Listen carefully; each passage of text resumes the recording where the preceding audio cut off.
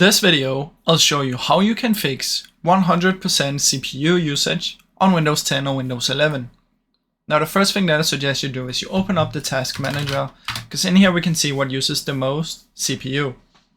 So come in here, check for CPU, click on it to sort, and then you can see this one is the one that uses the most for me.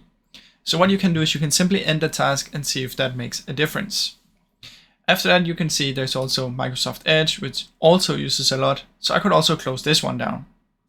Now, as you can see right now, I'm at 100% and it's all above 90 a lot of the time. So I would close that down, the ones that take off the most.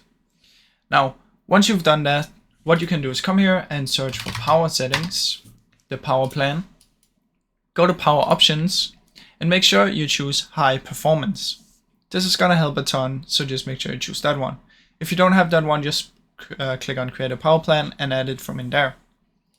Then what I suggest you do is you search for notification and action settings and turn off your notifications.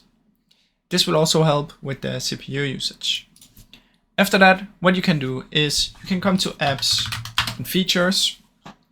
And in here, if you suspect that you have an app or something that might cause issues, you can simply just uninstall it from in here and get rid of it.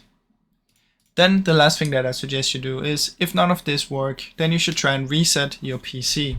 So search for reset this PC and reset it. Now keep in mind this is going to delete everything unless you choose to save some of the things. But that's about it, guys. I really hope this video helped you.